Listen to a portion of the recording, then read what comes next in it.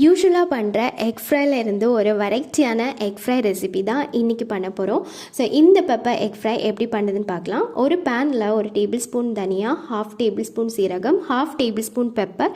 So pepper உங்களுடைய காரத்துக்கு ஏற்ற மாதிரி இன்னும் சேர்த்துக்கலாம். இது கூடவே 1/2 டேபிள் ஸ்பூன் சோம்பு, கறிவேப்பிலை ஒரு கைப்பிடி அளவுக்கு, 5லேருந்து 6 பல்லு பூண்டு. ஸோ இது இவ்வளோத்தையும் நல்லா ட்ரை ரோஸ்ட் பண்ணி எடுக்கணும். ஒரு 2 to 3 மினிட்ஸ் ட்ரை ரோஸ்ட் பண்ணிட்டோம்னா கறிவேப்பிலை எல்லாமே இந்த மாதிரி கிறிஸ்பியாக மாறிடும். ஸோ இது கூலானதும் ஒரு பிளெண்டரில் ட்ரான்ஸ்ஃபர் பண்ணி ஒரு கோஸ் பவுடர் பண்ணி எடுத்துக்கலாம்.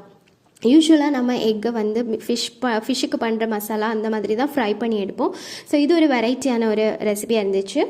ஸோ ஒரு சைட் டிஷ்ஷாக எடுத்துக்கலாம், சாதம் கூட எல்லாம்.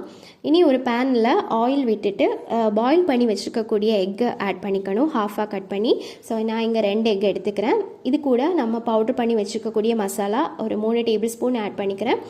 ஸோ இதில் தேவையான அளவு உப்பு சேர்த்து 2 சைடையும் ஃப்ளிப் பண்ணி நம்ம ஃப்ரை பண்ணி எடுத்துட்டோம்னா ரொம்ப காரசாரமான பெப்பர் எக் ஃப்ரை ரெடி ஆகிடும். கண்டிப்பாக ட்ரை பண்ணிவிட்டு உங்களுடைய ஃபீட்பேக்கை சொல்லுங்கள். தேங்க்யூ.